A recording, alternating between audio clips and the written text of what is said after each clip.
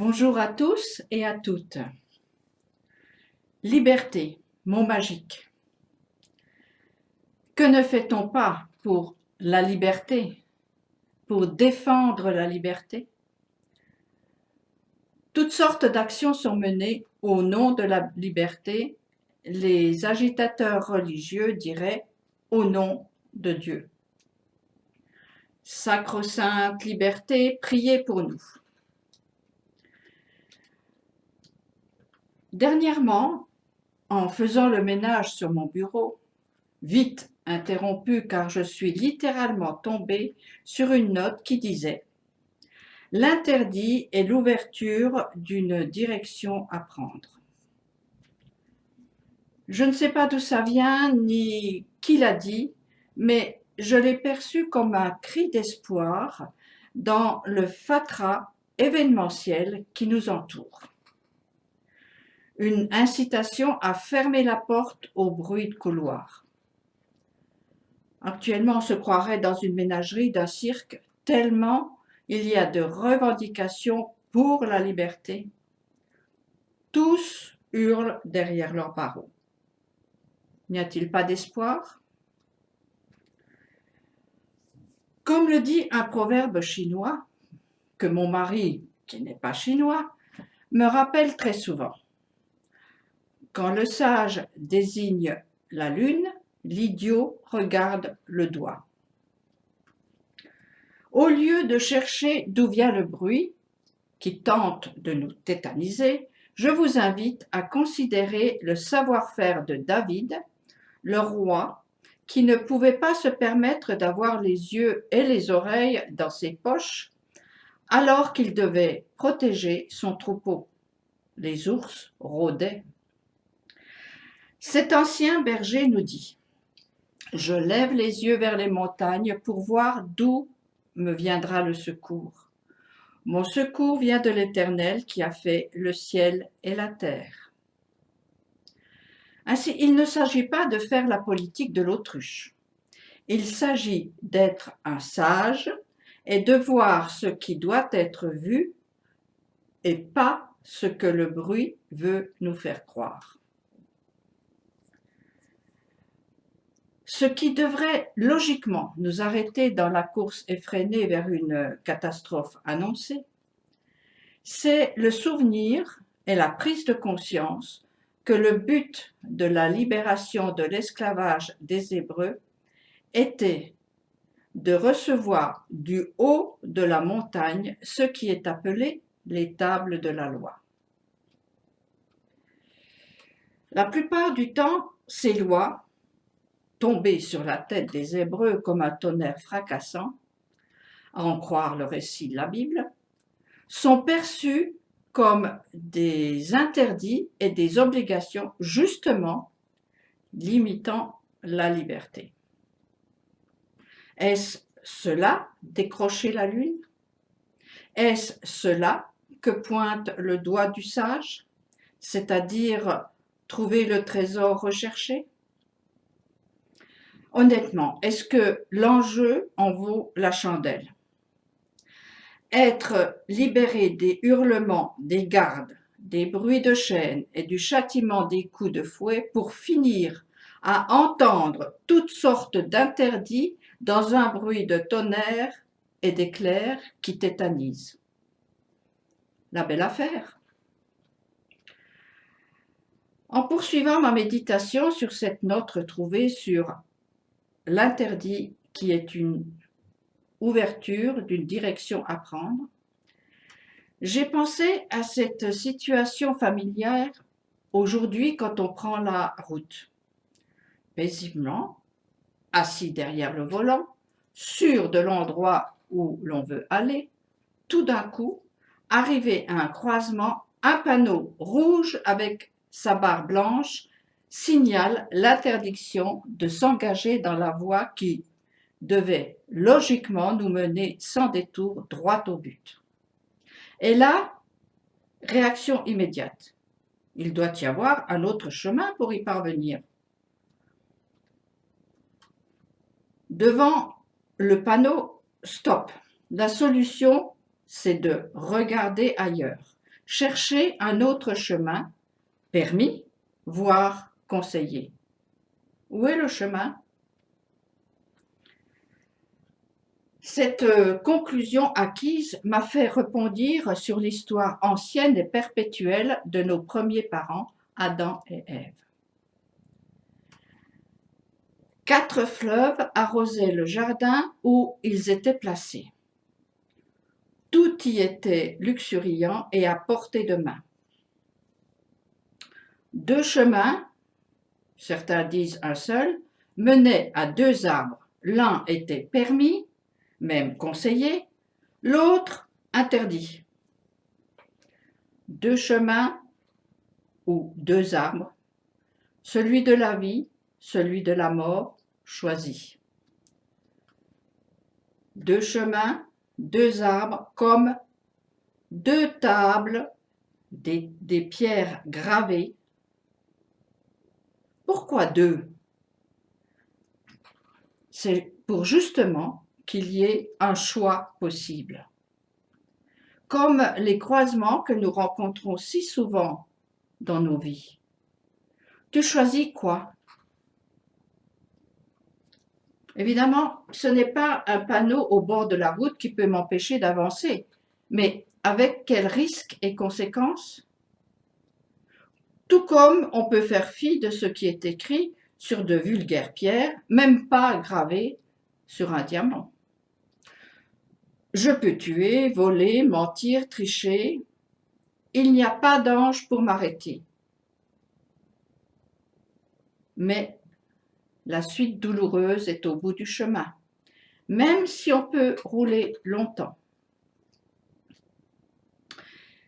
Il y a l'autre table qui dit « Viens par là, voilà le chemin, la vérité et la vie. Ne va pas par là, tu vas t'y perdre. Ne reste pas devant ce panneau à pester contre ce manque de liberté d'aller où cela te plaît. Détourne le regard, regarde l'autre table qui dit « Je suis celui qui libère, guérit, apporte la paix. Viens par là. » Bien sûr, ce chemin-là est gardé par des anges, chargés de le défendre contre les voyous aux motivations maléfiques.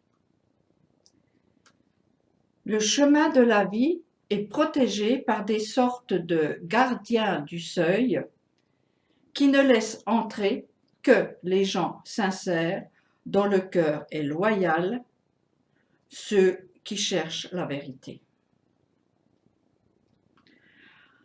En prenant le chemin signalé par un panneau de sens interdit, comme par exemple « Ne convoite pas, n'envie pas les biens d'autrui », on perd sa liberté.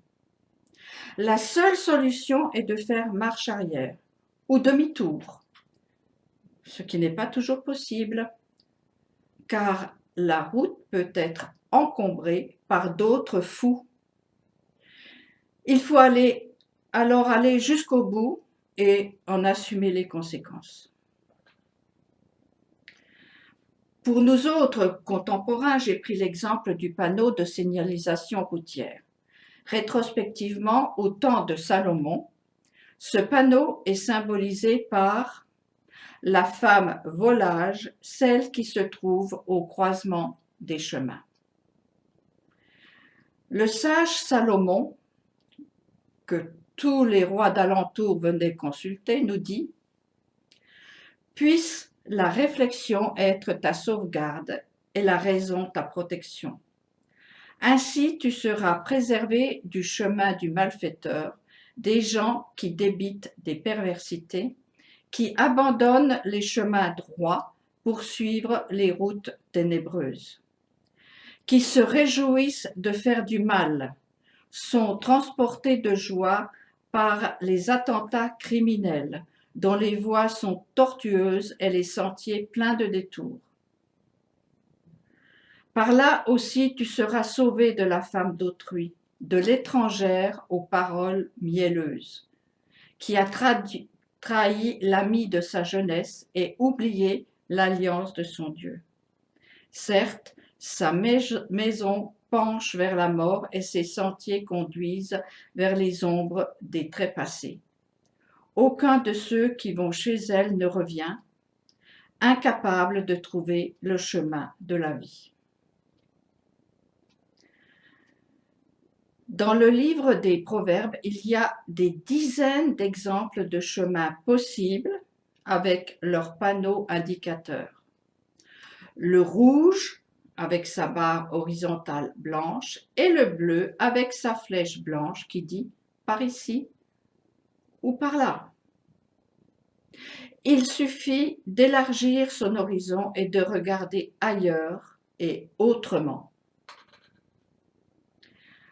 Regardez ce que montre le sage et ne pas prendre son doigt pour la lune, ne pas confondre le moyen avec l'objectif. Ce qui est étonnant, c'est que sur la table où est gravé le chemin de la liberté, il est question de faire allégeance, même d'aimer, un Dieu dont le nom est imprononçable. Il est question de jours de repos, donc de silence, de calme, de paix, de respect. Pas de bruit, pas de cri, comme dans l'expérience qu'a vécue Élie, qui voulait se protéger de la fureur de la reine, semblable au vacarme et à l'agitation qui nous entoure. Voici ce que Élie a vécu. L'Éternel passa, et devant l'Éternel, il y eut un vent fort et violent qui déchirait les montagnes et brisait les rochers. L'Éternel n'était pas dans le vent. Après le vent, ce fut un tremblement de terre. L'Éternel n'était pas dans le tremblement de terre. Et après le tremblement de terre, un feu. L'Éternel n'était pas dans le feu. Après le feu, un murmure doux et léger.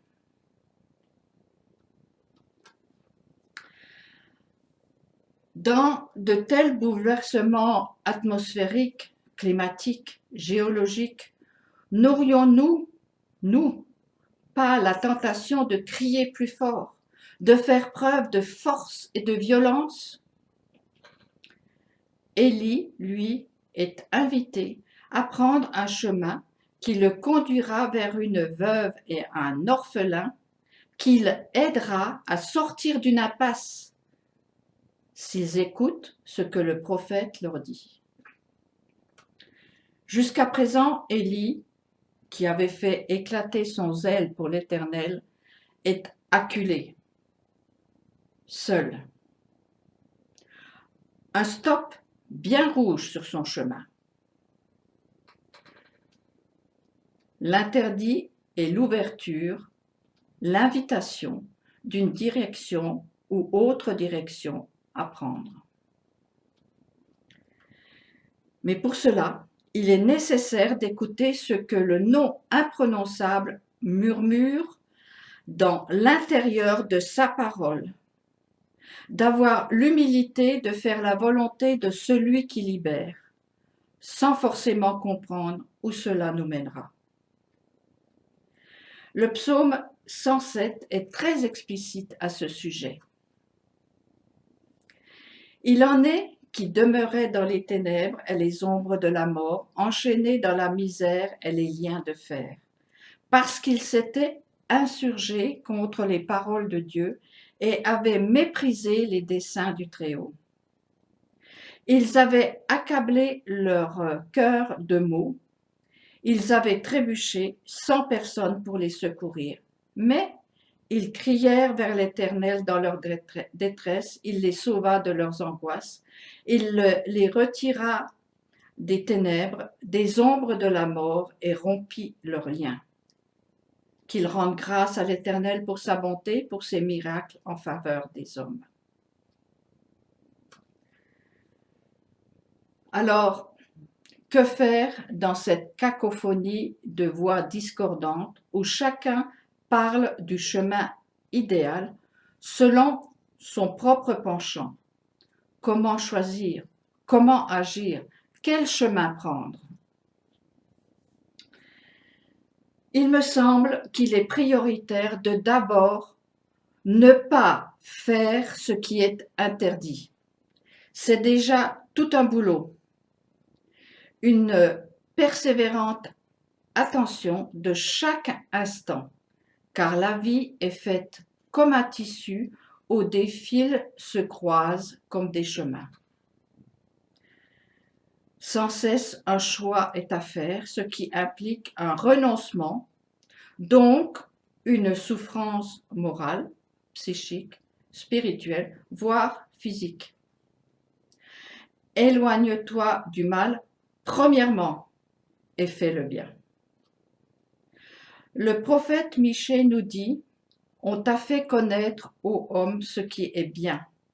Et ce que l'Éternel demande de toi, c'est que tu pratiques la justice, que tu aimes la miséricorde et que tu marches humblement avec ton Dieu. J'insiste de vous dire que les tables de la loi sont la clé de la liberté. Il n'y a pas d'autre porte pour sortir des liens de la véritable mort qui est spirituelle, puisque cette mort, c'est le lien rompu avec la source de vie, l'Éternel. Les prophètes hébreux ont toujours dénoncé les impasses qui sont les interdits ignorés. C'est à partir de ces constats qu'ils pouvaient annoncer le futur. C'est d'ailleurs la raison pour laquelle ils étaient mal aimés, opprimés, voire supprimés. Ce n'est pas eux qui provoquaient les catastrophes par leurs paroles, mais bel et bien ceux qui pratiquaient les interdits, souvent en cachette. Bonne méditation à tous, bon courage aussi, et à bientôt.